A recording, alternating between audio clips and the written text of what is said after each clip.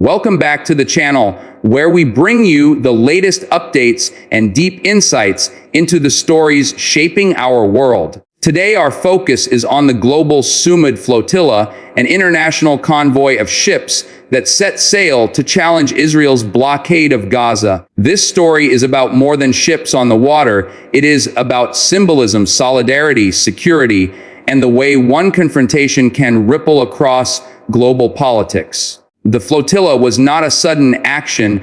It was the product of months of planning. Activists from across Europe and beyond coordinated routes, secured vessels, and gathered volunteers. In the end, more than 40 ships participated, carrying over 400 passengers. These were not ordinary travelers. They came with a purpose. They were teachers, students, religious leaders, political activists, doctors, and public figures. Their mission was framed not as a delivery of goods, but as a statement of principle.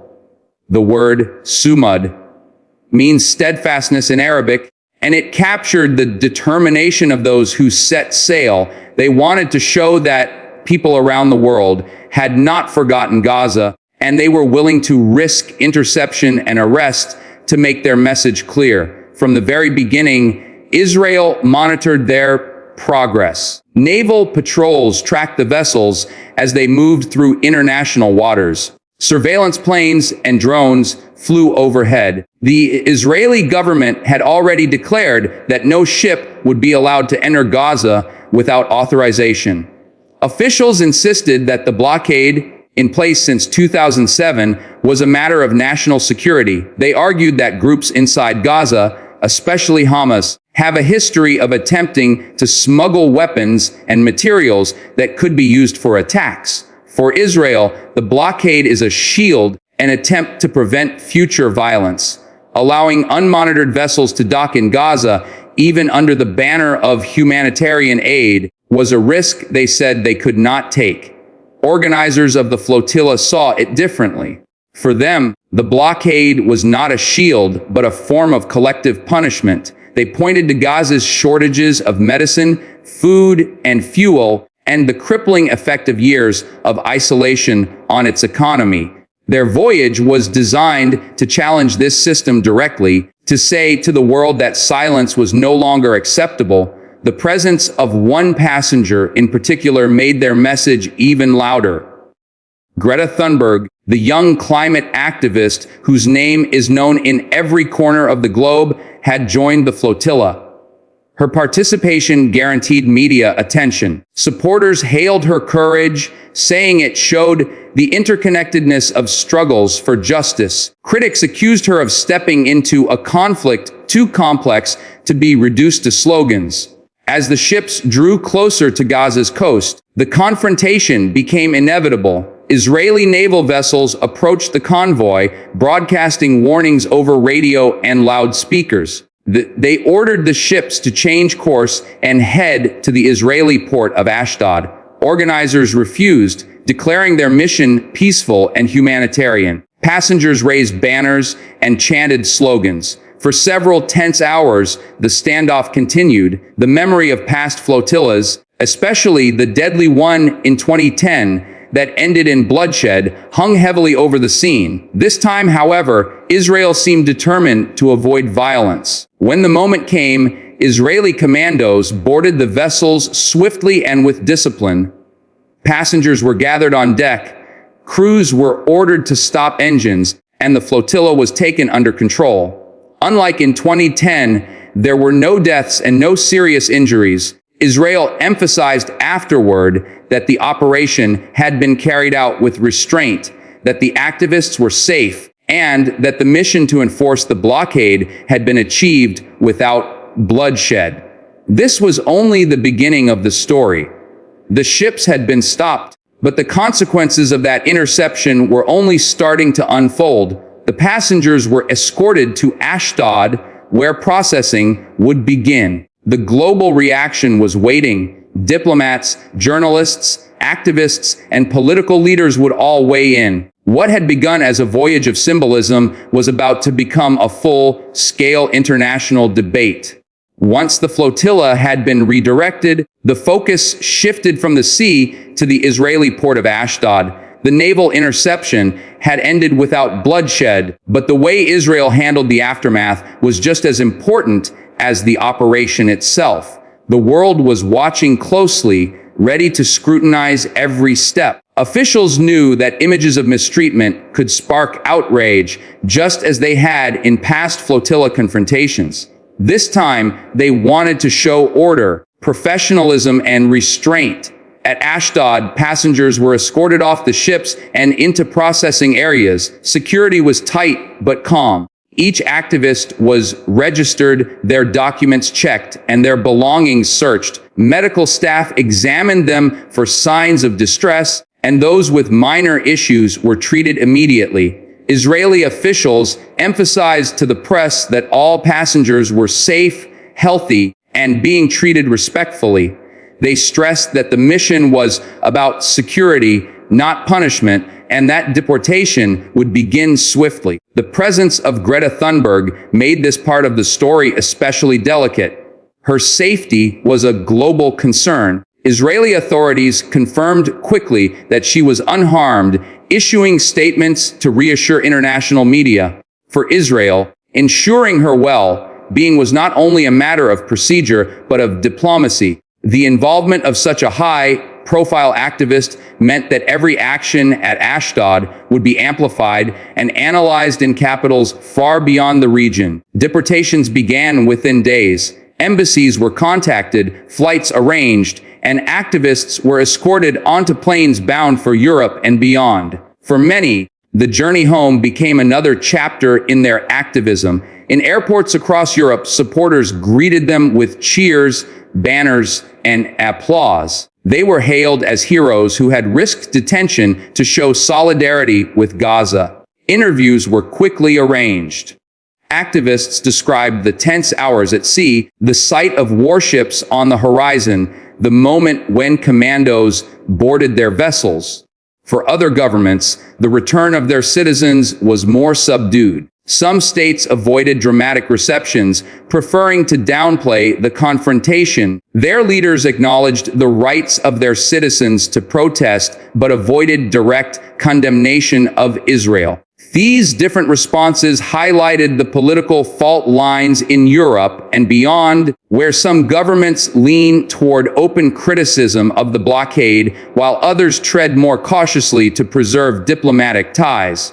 Human rights groups, however, wasted no time. Organizations such as Amnesty International and Human Rights Watch issued statements condemning the interception. They described it as an unlawful suppression of peaceful protest and called for international action to pressure Israel into lifting the blockade. The fact that the flotilla was carrying civilians who had declared peaceful intent, they argued, made the interception a violation of basic rights. These statements fueled demonstrations in capital cities. Protesters marched through streets carrying Palestinian flags, chanting against the blockade, and holding placards with Greta Thunberg's name alongside slogans of freedom for Gaza. Israel defended its actions firmly. Officials argued that the blockade had been upheld by international law, pointing to previous rulings that recognized a state's right to enforce maritime restrictions in times of conflict. They insisted that the risks of weapons smuggling were real, citing years of attempts to move arms into Gaza. Allowing independent flotillas, they said, would undermine security and create dangerous precedents. Humanitarian aid, they repeated, already entered Gaza through approved land crossings under the supervision of international organizations. The Global Sumud Flotilla, they argued, was less about aid and more about political theater. For the people of Gaza, the news of the interception was bittersweet. Many had hoped the ships would arrive, not because they carried enough supplies to change the humanitarian situation, but because their arrival would have been a symbolic break in the wall of isolation. When the flotilla was stopped, disappointment spread quickly. Yet there was also pride. The fact that hundreds of activists, including a global figure like Greta Thunberg, had risked detention to sail toward them was itself a powerful gesture. The deported activists kept the story alive. Interviews and press conferences multiplied. Passengers described life on board the flotilla, nights spent under the stars, mornings filled with speeches, moments of unity as the ships sailed together in convoy. They recalled the silence that fell as Israeli vessels closed in, the nervousness on deck as boarding began, and the frustration of watching their mission diverted.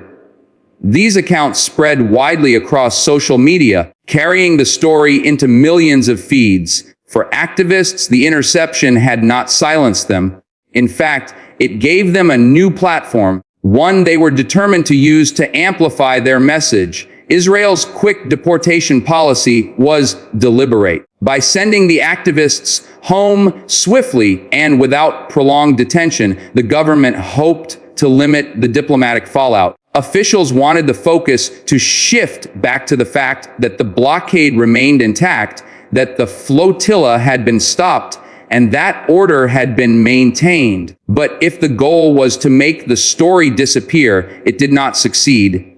The very act of interception had reignited debates about Gaza's isolation, and the deported activists became spokespeople carrying those debates into parliaments, newsrooms, and public discussions. The Global Sumud Flotilla may have been diverted at sea, but on land its story was just beginning to spread. By the time the last deported passenger returned home, the controversy had moved beyond the Mediterranean.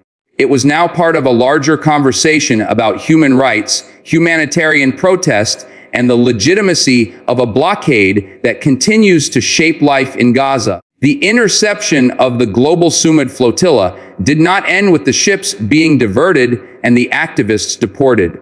In many ways, that was only the beginning of a wider battle, one fought in the media, in diplomatic halls, and in the minds of people who watched the images of warships surrounding small civilian boats. What happened at sea became the subject of fierce debates about legality, morality, and the meaning of humanitarian solidarity in a conflict that has stretched for decades. International reaction was immediate. Some governments condemned Israel's actions outright, accusing it of overreach and suppression of peaceful protest. Others adopted a more cautious approach, acknowledging Israel's security concerns while urging restraint and dialogue. The United Nations voiced its concern, repeating long-standing calls for easing restrictions on Gaza and warning of the humanitarian consequences of prolonged isolation. Israel's closest allies defended its right to secure its waters, pointing to the ongoing threat posed by groups in Gaza that have launched rockets and dug tunnels into Israeli territory. The divide was clear. One side viewed the flotilla as an expression of human solidarity, the other as a provocation that challenged the sovereignty and security of a state. Media coverage reflected this divide. Outlets sympathetic to the flotilla highlighted the courage of activists sailing into dangerous waters, showing images of banners, chants, and the determination on passengers' faces.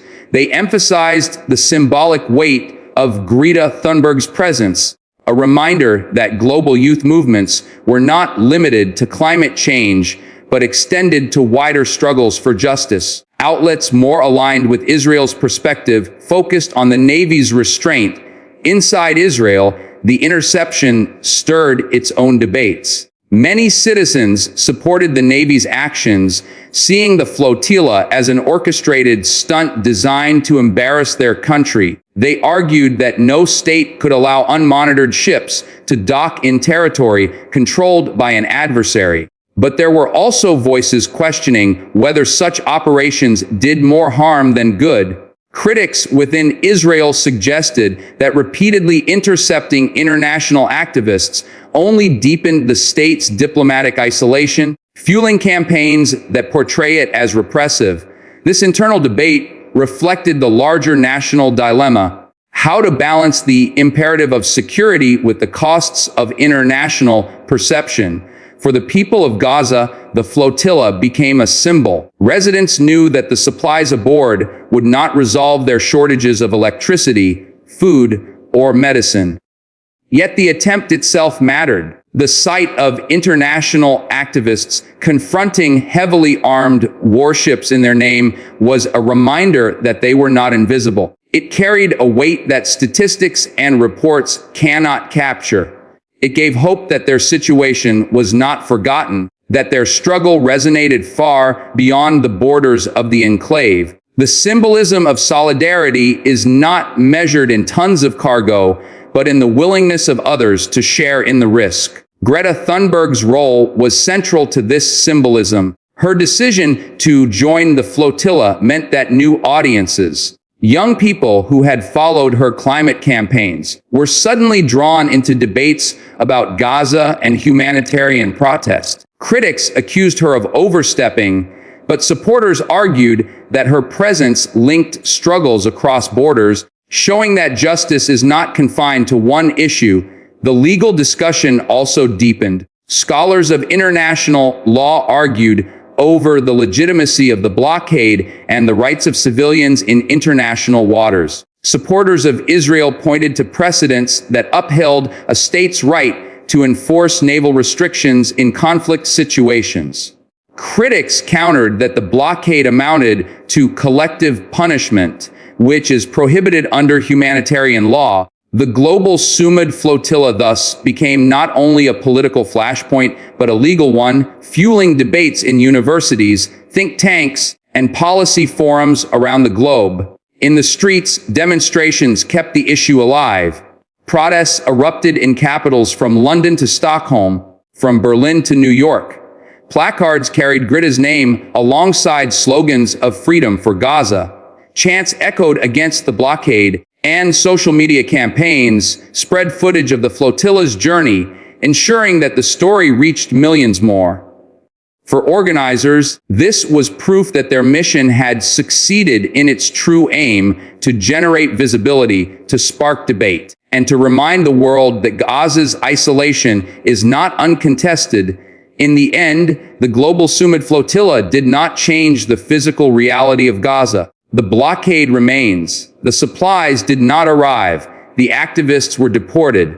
But in another sense, the mission achieved what it set out to do. It broke through global indifference, forced governments and media outlets to revisit the blockade, and placed Gaza once again at the center of international attention. It showed that even in heavily guarded waters, symbolism can be as powerful as ships, and narratives can be as consequential as military maneuvers. Thank you for watching. Stay informed and stay with us as we continue to bring you the stories shaping our world.